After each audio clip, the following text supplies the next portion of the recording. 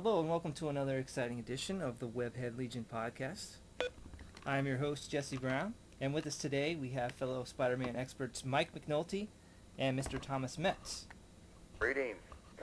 Today's topics will include Superior Spider-Man 6 through 8, as well as the new Spider-Man series, Superior Foes of Spider-Man, and the Superior Carnage miniseries. So guys, let's talk about some recent adventures of Dr. Spider-Puss. Tom, would you like to give us a brief rundown of the events of Superior Spider-Man number 6? Basically, Screwball from earlier in Dan Slott's run of Amazing Spider-Man has started pairing up with Daredevil villain Jester and performing all sorts of pranks to get YouTube hits.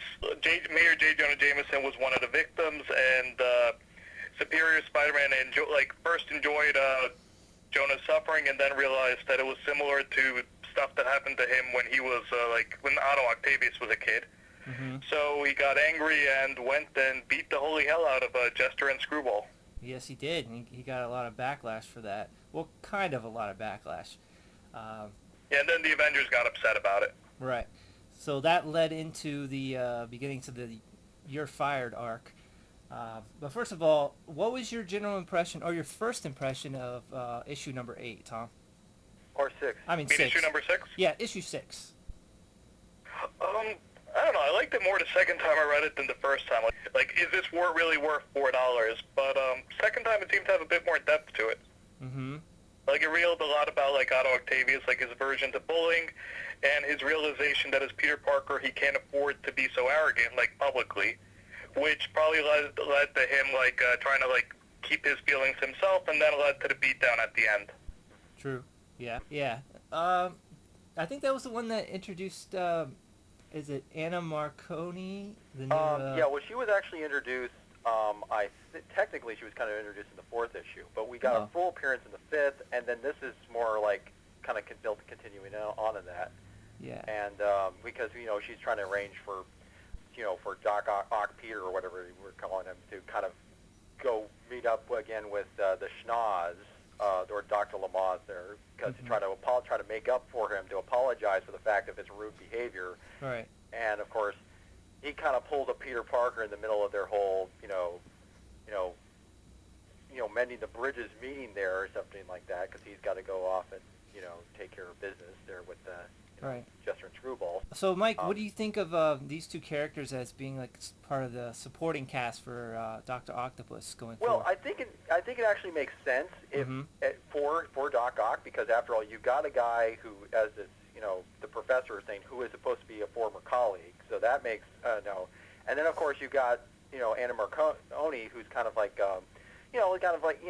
she's kind of obviously kind of built in as a kind of a quasi love interest for him. So I think it actually kind of makes sense that if Doc Ock is going to be Spider-Man or for however long this is going to be, that he kind of has his own little cast of characters Right. or supporting players rather than say necessarily, because you can only interact with the old cast so much. Sure. Or you're starting to kind of thinking, and which people are kind of critical. It's like sooner or later they would kind of figure like there's more than Peter having some kind of bizarre personality change here. There's going to be that something would, and then even in this issue, you kind of already saw that happen with Mary Jane finally figuring out that this can't be Peter because beating these guys, because there's no way he would beat these guys up. Oh, yeah. Granted, she probably should have figured that out earlier, but oh well. But yeah. But I think it's good timing. It's right about time where we need to start seeing some supporting characters specifically to this version of Spider-Man. And it harkens back to, for me, the Ben Reilly era of Spider-Man, where he was getting his own supporting cast. So I'm looking forward to seeing more characters specifically geared towards Dr. Octopus showing up and seeing how that develops. Interesting that you guys bring up Peter Parker's supporting cast, because they barely appear in these 3 issues. Yeah, Right. well, they're almost kind of like on the side, kind of mostly. They're almost on the periphery. Well, you have Jameson there. He's pretty prominently featured, and then Mary It's Jane. only a Spider-Man supporting character rather than like Peter Parker's. Yeah, that's kind of an interesting point. Okay, so that brings us to issue 7, where we have the start of the Cardiac and the You're Fired saga, where basically Spider-Man is confronted by the Avengers, who are their concerns about him are growing, and they decided to do something about it. Finally, they've seen the footage from the Screwball and Jester fight, where he was overly brutal, and also the news about killing Massacre. It was teased as Spider-Man or Dr. Octopus being fired from the Avengers or even possibly Horizon Labs, but we didn't quite get to see that happen. So how do you feel about that, Tom? That part was a little disappointing that it just ended with probation. Mm-hmm. I thought this was a weaker arc. You felt that was That it was interesting to see like certain like scenes that had to happen. Like the Avengers had to like confront Spider-Man at some point. Right. I think what saved the arc, like what made it better, was Otto's realization that Peter Parker's still alive, or not technically that there's some part of Peter Parker that's alive. That Right. leads into the confrontation in issue 9. That seems to be what the story ultimately was about, even if it was sold as like Spider-Man versus the Avengers. Right. A little bit of cardiac. Yeah, I mean, basically, I mean, if you're talking about Ghost Peter's comment about how he thought it was people were taking these stupid pills, well, apparently the Avengers took an extra strength dosage, apparently, of the stupid pills, because it just kind of felt like, okay, here these guys are, they're trying to do all these tests, and yet, oh, well, we determine you're not a Skrull. Yeah. Like, well, wait a minute. There's not a single scientist member there on your team at that moment. We can understand why Iron Man is gone, because he's going off with the Guardians of the Galaxy. What about Hank Pym? Was he? Yeah, well, the only explanation we get, and that's not even, is when Doc Ock, after he's swinging away, he's thinking, well, Hank's was busy playing with his toys. Playing with his and toys. Like, okay, is that all we got? And Right. and the other thing is, Or even Hank McCoy. We could have figured that out. Somehow that's the only thing. I mean, I don't know if that's supposed to be that's just kind of a joke thing that he tosses aside there, but it's just like you don't really get any other explanation for why he's not there. We also don't. It's like also you could have, it's like, what about the Beast? Isn't he an Avenger too, as well as an X-Men like Wolverine? And then Yeah, well, he was on the Avengers. He was on the Secret Avengers. So. Yeah, and then you got Dr. Bruce Banner.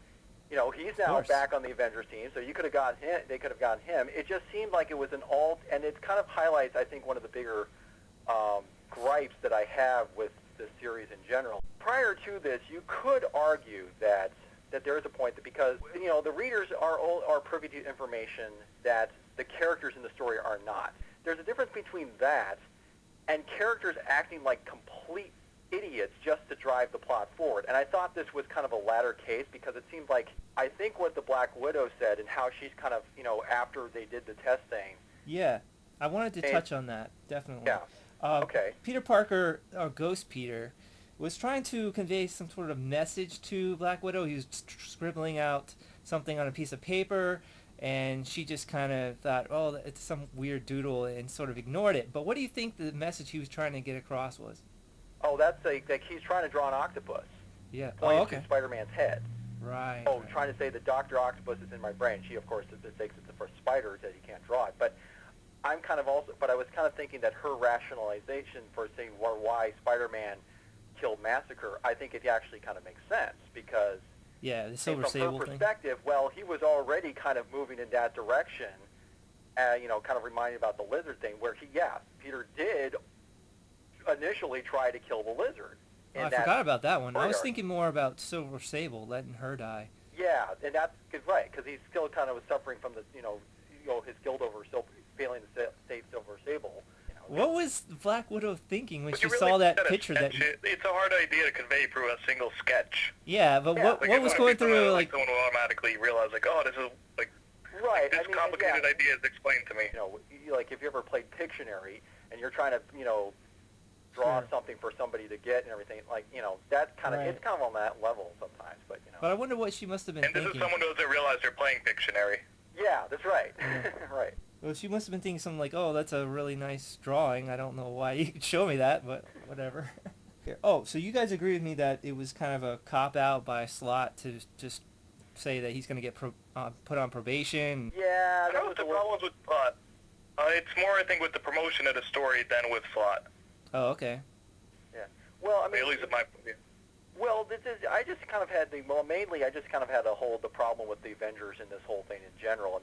I mean, I mean, like, yeah, I mean, like, they have the thing, like, initially, first they have the whole thing, big conference, and they're like, Spider-Man's acting really strange. I mean, he just killed a guy, and that's, like, really, that's the thing you come up, and I know that you got an interesting Wolverine's supposed to be the voice of reason here, with his, like, oh, well, we got to give him the benefit of the doubt. Wait a minute, weren't you the same guy in Avenging Spider-Man number 16 that was all, like, so suspicious of him that you wanted to have Rachel Summers forcibly Exactly.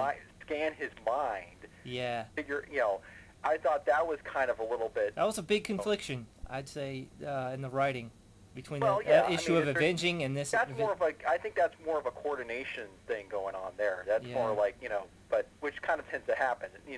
When you're kind of having multiple titles and you have the same character and you're trying to kind of keep everything straight. So you could chalk it up to that, I guess. The Avengers also do go through like traumatic experiences pretty often. Like in Captain America right now, he's been stuck in an alternate universe for about 10 years.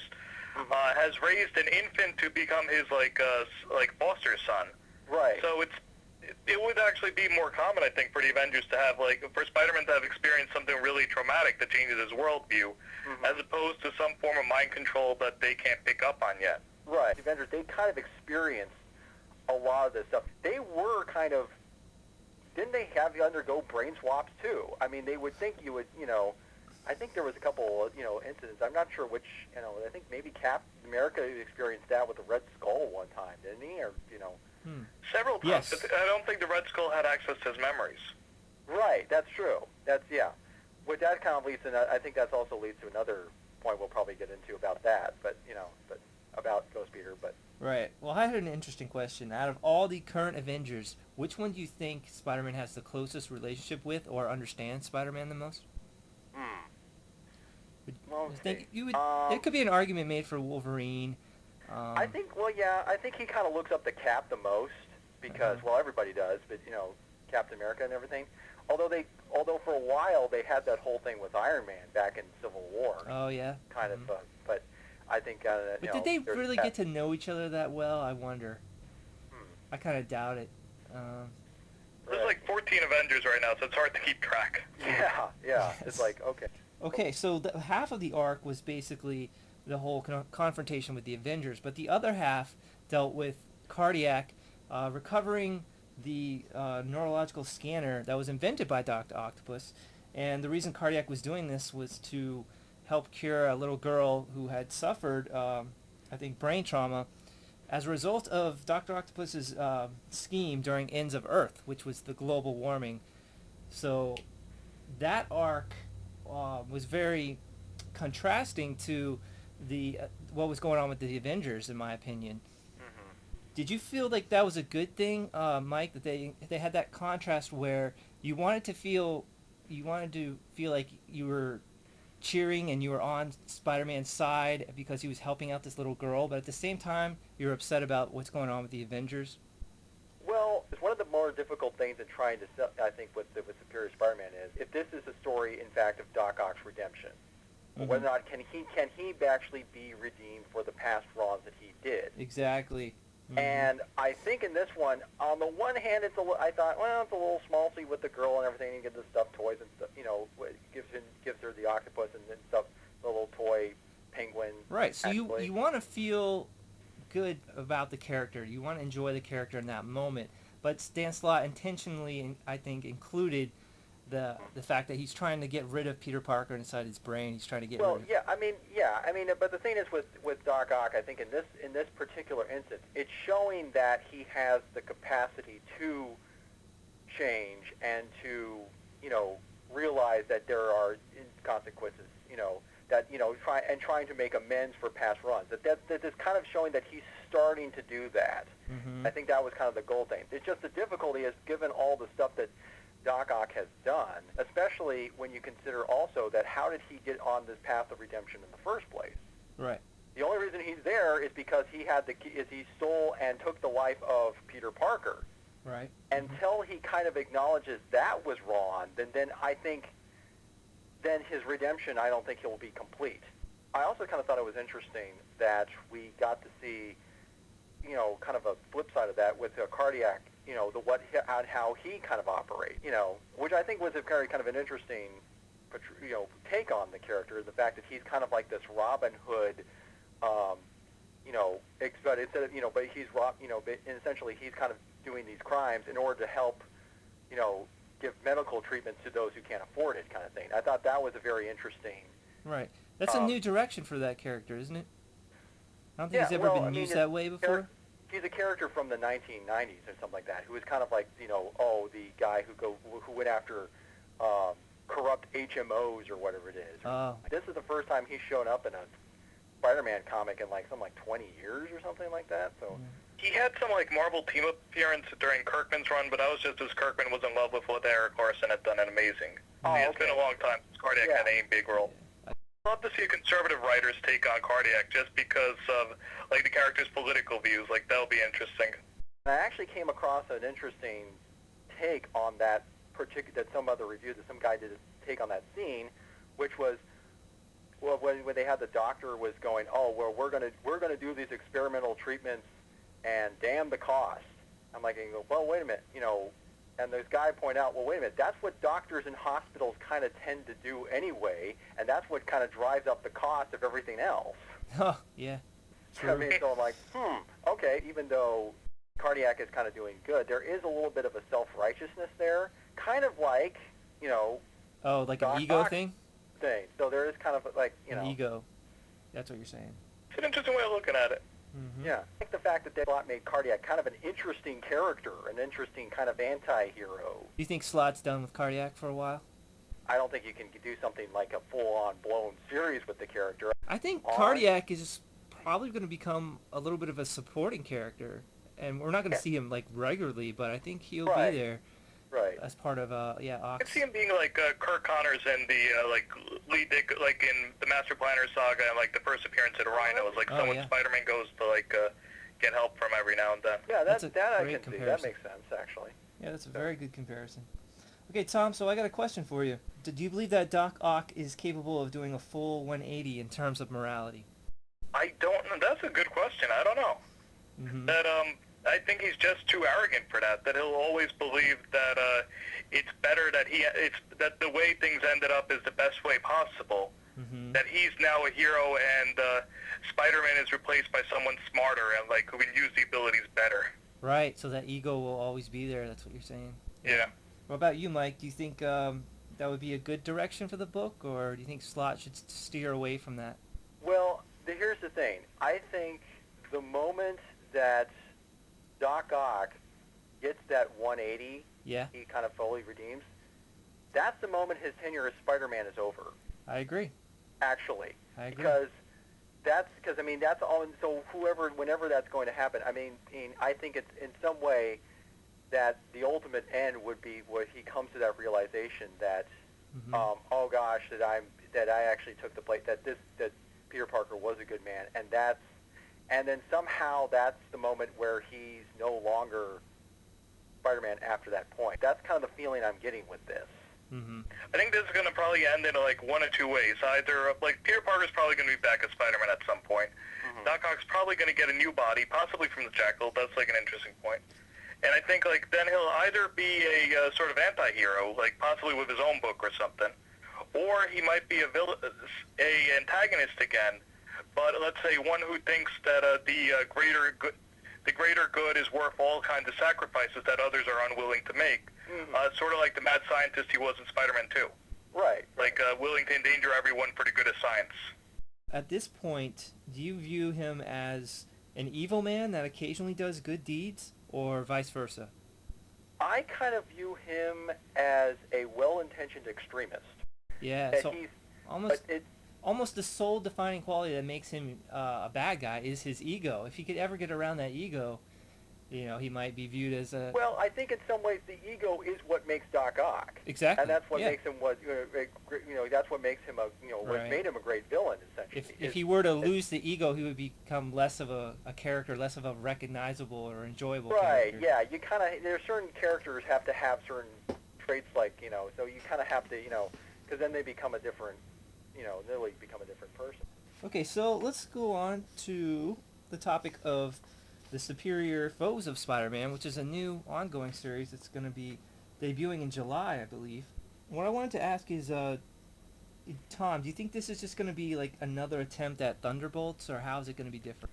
I don't know. I think I'm a little bit familiar with Nick Spencer, like as a writer, and this seems to be up his wheelhouse. That his best work for, like, aside from his creator-owned work, his best work for Marvel and DC was probably the Jimmy Olsen backup stories he did in Action Comics, during Cornell's run on that. And this is a little bit similar in that, like, it's following characters who've been around for a long time and just don't get any respect. So it is pretty promising, and, like, the artist is pretty good. The big thing I'm worried about is, like, if, like, in comparison to the other two Spider-Man spin-offs recently, like Morbius and Alpha, those haven't been that good, and one reason is, like, the villains just weren't that interesting. So, like, if, and I have heard nothing about the, like, antagonists here or, like, the main challenges the characters face. So I'm a little bit worried, like, I've noticed a tendency in the Spider-Man offices right now that the A-plots, like, for the spin-offs just haven't been all that interesting. So that's my biggest concern with the book. But it could be a lot of fun. You know, when I first heard the announcement of this thing and you seen the lineup, I was reminded of there was a kind of a fan fiction story written by Max Landis. You know, the guy who actually is the guy who did the direction.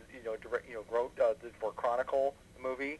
Yes. The son of John Landis. Very good movie. He wrote this fan fiction called The Shocker Legit, in which Shocker was kind of the quasi anti-hero of the story and everything like this. And then when seeing the lineup of this and seeing that the Shocker is actually one of the guys in it, and I'm like, okay, so they're kind of going with this whole, that these guys, you almost kind of get this feeling that these guys are sort of these small-time crooks of the Marvel universe trying to make it big, like a Secret Six vibe, like they did with DC years ago. I read an interesting point in an article, and that's the writer is Nick Spencer, right?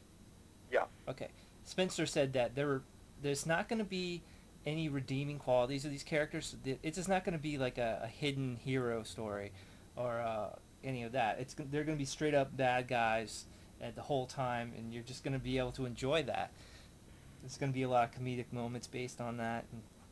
Well, yeah, I mean, and you could have it so that these guys end up kind of crossing heads with some bigger bad guys or everything like this, because they oftentimes, in terms of when you're looking at any kind of crime fiction type stuff, that there's always a clash of different criminal rivals. Yeah, there is you could do kind of like stuff with this premise. It's just that the fact that these characters are kind of more, let's face it, on the B-list side. So, Tom, I wanted to ask you, why this group and why only 5 instead of 6?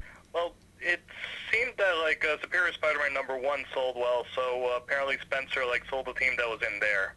Mm-hmm. And I think it's somewhat similar to the team that was in Deadly Pose of Spider-Man and Lethal Pose of Spider-Man, the two 1990s miniseries. Right, those are very good. I enjoyed those and a lot. as for, like, why 5 instead of 6, well, it would create an automatic interest on, like, who will be the 6th member? Right. And it might be, like, the drummer at, like, Spinal Tap. It's kind of a tease, too. As I was reading the article, they're talking about that. They're saying, like, well, we might as well call ourselves 6 because it's better to say 6 and just pretend like we have a 6th member, but the whole time we're still kind of looking for that special 6th member, so they can use villain tryouts. Yeah, exactly. It could also be a way to bluff in an emergency, like, Carnage is coming here soon, so, like, run while you still can. Yeah, exactly. I think there's going to be a lot of humor in that book. I look forward to it. Probably. Mm-hmm. Which also brings us to our next topic. Speaking of humor, the writer for the upcoming Superior Carnage miniseries has a background in writing a lot of comedy stuff, and he's currently a writer for Robot Chicken, if anybody watches that. Kevin Schnick is his name, along with artist Steven Segovia, and they will be doing Superior Carnage, which starts in July, and 5-issue miniseries. Mike, what's your interest level in this? Well, to be perfectly honest, I'm not a big Carnage fan. Okay. I kind of always thought that Carnage was basically kind of like, because remember the circumstances behind him. To me, he almost seemed like, that Marvel was looking for their own version of the Joker because back in the 90s, Batman was all the rage. So they kind of think, sure. Let's just come up with a more extreme version of Venom. Right. And that's what we got here. So I understand that he's got a big fan base and everything like this, and they had a couple of these Carnage miniseries things. And I'm not really that particularly keen on the character and everything. I mean, the idea that, okay, that you got I guess one of the premises of this thing is apparently like the Wizard is going to be kind of... Yes. That's the big sell, is that the Wizard, who is, if you're not familiar with him, he's a villain from mostly the Fantastic Four series. Fantastic Four, right. He's part of the Fearsome Four, which is the guy, that Right. they, And the whole also, thing was... Or if you've ever watched the Ultimate Spider-Man cartoon, that was, he showed up in that thing, so... Oh, really? I didn't know that. Okay. Yeah, he was like one of the first villains in that show. The whole thing is that the Wizard is going to try to utilize the Carnage symbiote as an agent of evil, sort of similar to the way Venom is an agent of the government and being used for good. Mm-hmm. But the whole thing is, basically, we know that Carnage is pure chaos and is extremely difficult to control. So will the Wizard actually be able to utilize him? Considering that Cletus Cassidy is currently lobotomized. Tom, what's your take on that? I don't know. I think they always end the story where it seems the villain's been permanently defeated, and then at the end of it, or then next time, the villain's does better. Mm-hmm. I think Carnage had was in a similar situation at the beginning of some Batman Spider-Man crossover, and quickly found a way around that. Mm-hmm. Lobotomized, you mean? So Well, no, more like kind of catatonic or something, Oh, okay. Yeah, there was something like that. He was acting differently, or that they performed some surgery on his brain, and then it was real. Oh, the symbiote was able to repair all the damage, and then Carnage teamed up with the Joker. Yeah, right. I need to pick that up. Mike, do you have any hopes, expectations for this series? If so, what are they? I'm thinking it's probably going to did maybe just as well as the other two Carnage miniseries did. Mm-hmm. I don't know what the numbers were for those. I think because miniseries, they don't typically kind of generate the same kind of, the audience thing as basically a regular series does, essentially, unless it's a big crossover type, Yeah. stuff like if you're talking like Civil War or,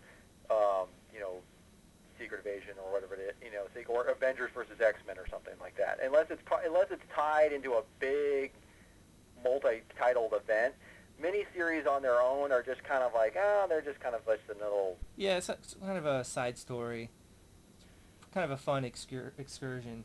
I enjoy collecting miniseries. I always think it's a nice opportunity to explore some of the less popular characters. Mm-hmm. Yeah, but Carnage isn't really supposed to be one of the less popular characters. He's supposed to be a top-tier Spider-Man villain, but they didn't just keep using him in these satellite stories. Right. Instead of waiting for someplace that would actually have an impact, Superior Spider-Man arc, or even Avenging Spider-Man. Well, I think that has a lot to do with... five-issue miniseries from a guy who wrote 2 okay issues of Avenging Spider-Man. Mm-hmm. Right. I think that has a lot to do with Slott not wanting to use Carnage in his major arcs. Yeah. I think he'd rather just And then- come up with his own villain similar to Carnage, kind of like Massacre or something. Maybe. Yeah. And then people like McNulty don't like Carnage, so this is the perfect situation for them. That Yeah. anyone who likes Carnage can go pick up the miniseries. Anyone who doesn't won't have to deal with him in the main Spider-Man titles. Right, yeah. This is just more like a thing, for all the hardcore Carnage fans, you can sink your teeth into this. It's definitely that's who it's targeted for. Well, they did tease the idea about making the Fearsome Four, Return to the Fearsome Four, including Carnage in that team. They even talked about the possibility of having Paste Pot Pete as one of the members, which I thought was really fun. Carnage and Trapster. Carnage Yes. and Trapster, huh? Okay. That would be quite the team. And they also were talking about, this is going to be a version of Carnage like you've never seen him before. So who knows where they could go with that one. Will he have cosmic powers or something? Well, or probably splits himself up into multiple versions. Yes, kind of like No, they because did. kind of like maybe because in other words, because if it's a symbiote, obviously that logically you can kind of do goopy, kind of maybe cell division kind of stuff. I think a big question is going to be who is going to be in direct opposition to Carnage, which we can, look forward to and speculate. Will it be the Avengers or, who's going to be? Well, the only one is probably Flash Thompson's Venom. I don't know, but I don't know if he's going to show up in this particular series or not. Yeah. What about the Fantastic Four? Well, they're off-world. Oh, they're off-world right now. Yeah, in their own series. They're kind of going around through time and space, like Doctor Who. Kind Okay. Well, I was thinking that they were going to be the obvious choices, but I guess not. Okay, so let's move on to the next topic. There was recently the Chicago Comics Expo, and there were some announcements that were made regarding the Spider-Man titles, the Spider-Man lineup. Tom, do you want to clue us in on some of those and some of the details? Okay, Humberto Ramos will be the artist of the, or I think this may have been already confirmed, he was the artist, he'll be the artist of the Return to Shadowland arc in issues 14 to 16. But it's also going to involve the Phil Urich Hobgoblin.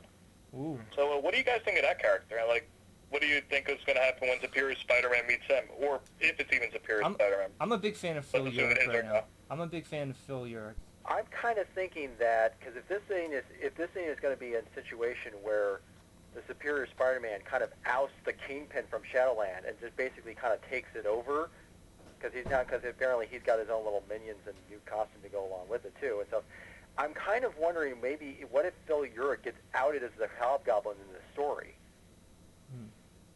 Because right now no one knows Phil Urich is the Well, I'm surprised that Urich is continuing to be the Hobgoblin after his encounter with Kingsley, and he got bested by Kingsley. Well, he has to kind of be the Hobgoblin still, because he still has to pay Kingsley for the use of his costume.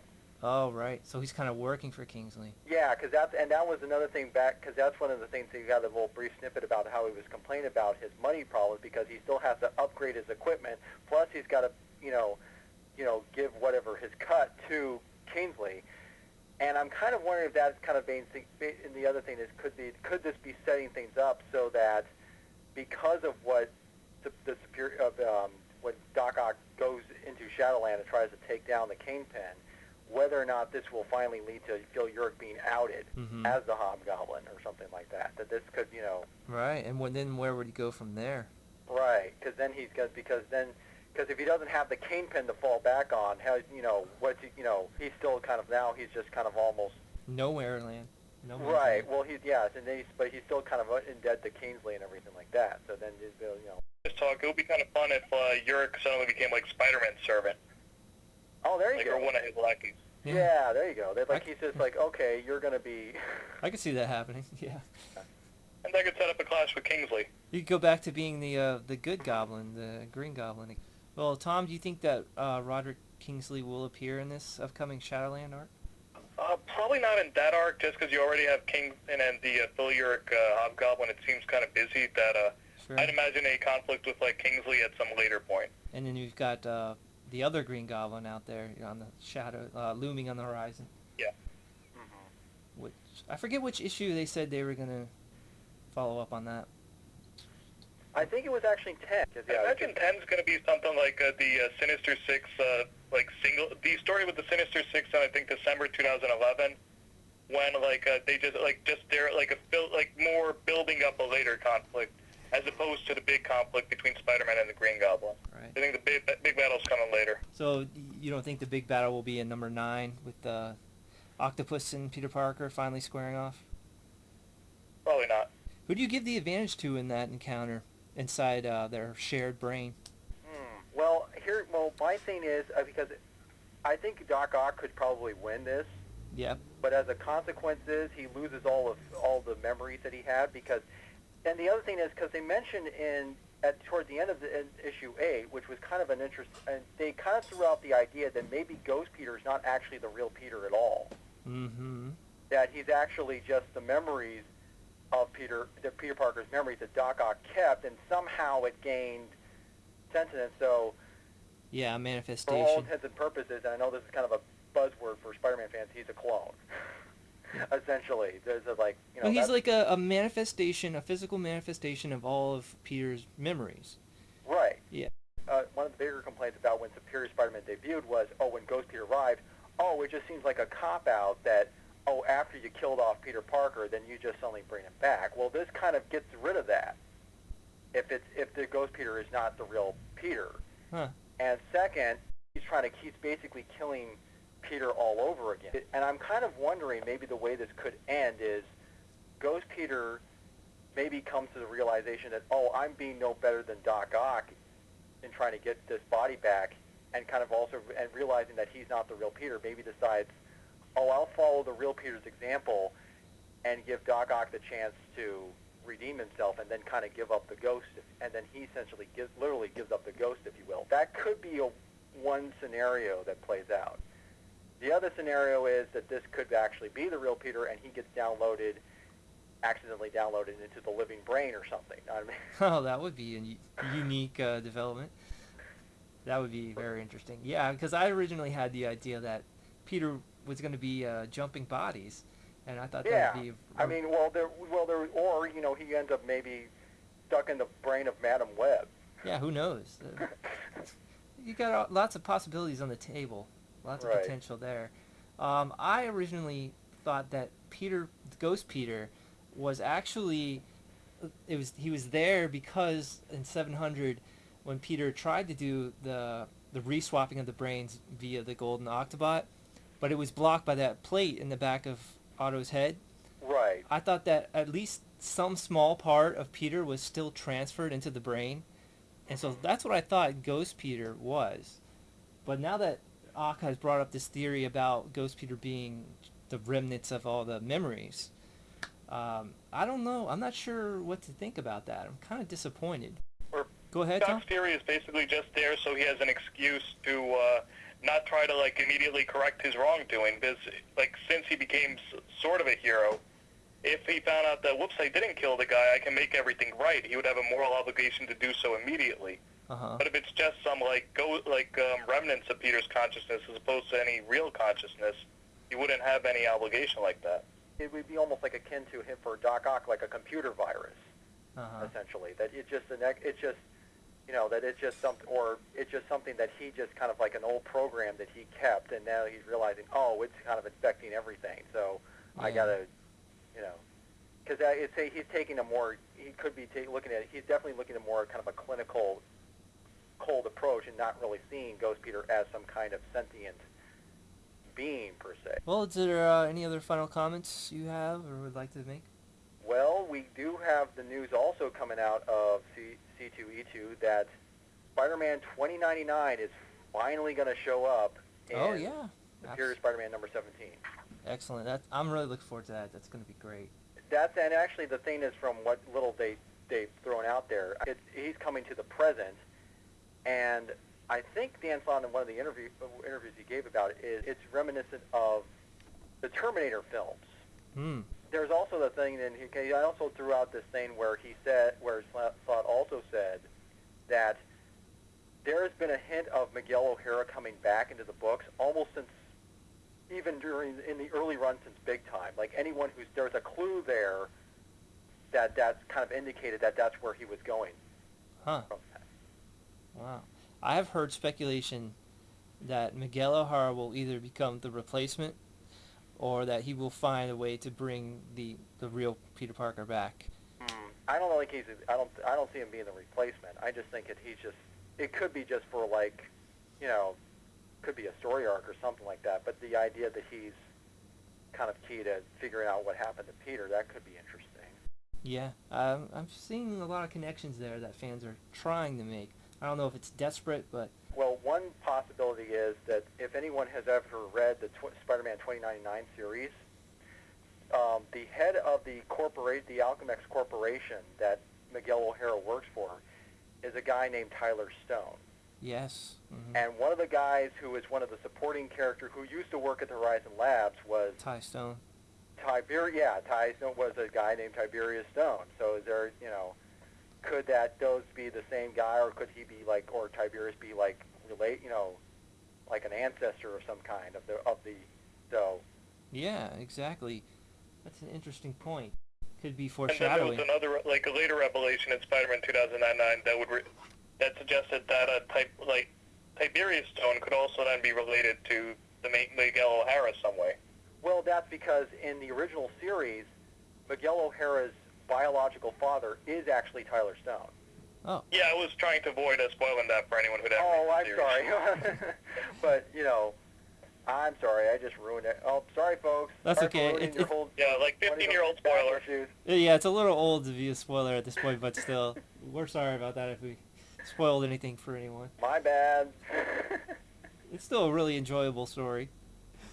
Right. One possible guess on my end would be that they may be using this as a way to like reintroduce the 2099 universe. Because there was an interesting thing at another panel where they were talking about the upcoming end of Peter David's X Factor, that he's involved in something secret. So it'd be kind of cool if he's working on something with Spider-Man 2099. Yeah, that He would worked on actually. that in the 1990s.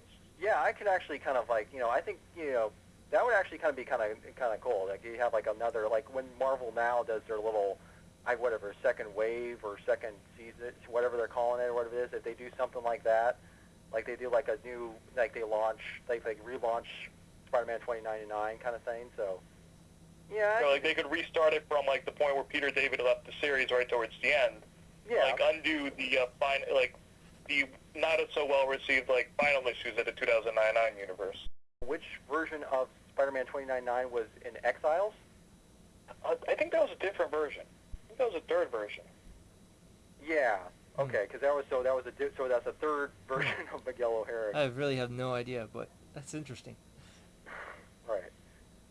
A lot of Spider-Mans floating around out there. A lot of Mhm. alternate versions. One more point that I wanted to pick up on before we end this episode. Carly Cooper has finally come forward with her realization. We saw her contacting a mysterious partner, someone who's going to potentially help her, or actually did agree to help her with exposing Spider-Man, or Dr. Octopus as Spider-Man. So my question is, Tom, what do you think Carly Cooper's next move will be? I don't know, and I don't really care that much about this particular subplot. Like, it's 1 page and 3 issues. Like, Mm-hmm. I don't know. Like, I don't really care to speculate on something that took me 10 seconds to read. Sure. Like, a page that took me 15 seconds to read. So That's fair enough. we spent like minutes talking about something that may just be like a page or two in a later story. Okay, Mike, you want to hit this one? Well, a couple things. One, I think the guy that she's talking to, the only two people that come to mind are either Vin Gonzalez, Sure, I've heard that. is that guy who was supposed to be, from, or it's that or the Captain Watanabe, the one who became like The Wraith? the new, who became the Wraith or something in that one arc. Yes. So it's either one of those two. And the other thing is, maybe this is a bit of a almost kind of like Schadenfreude on my part. I'm kind of hoping that this comes back and bites Carly comes back and bites Carly in the rear and everything, because the idea that she's kind of playing it very close to the vest here and everything, like she's like thinking, oh well, I know that Spider-Man is Doc Ock, but I don't have any evidence, or I need to get hard evidence that it is, and I'm kind of hesitant to tell anybody. That kind of tells me that this is going to really that she's doing it for good intentions, but that this is going to backfire on her pretty hard. Oh, really? Huh. Yeah. Like maybe she could even lose her job based on this? The idea that it's because she's supposed to be, this good investigator and everything like this, and she wants to trying to get all of this evidence against, the proof that Doc Ock is really Spider-Man, and is not kind of trying, and is not really, because she could technically contact the Avengers and tell them what's going on, if she want, I would think, but the fact that she's kind of keeping it so close to the vest and wants to make absolutely sure, that just sounds like a recipe, like, that something could. I'm not saying that she's going to be killed or anything, but something bad. Yeah, so something that could, she's setting herself up in a very dangerous situation. Yeah. So it would be interesting to see how it plays out. Very interesting. We got a lot to look forward to with the Shadowland arc coming up, which is going to be the big summer arc. Issue 9 is going to have major consequences, a shifting of the status quo, and then also, like we said, Green Goblin's coming back. So it's going to be a very interesting summer for Spider-Man. And with having said all that, I want to thank you guys for coming on the show today. I appreciate problem. that. Good to be here. And I want to thank everyone out there who's listening, and please continue to listen and visit SpiderManReviews.com, where you can find my reviews, Mike's reviews, and Tom's reviews. And with that, I will leave you with the words of Ben Parker. With great power must come great responsibility. See you next time.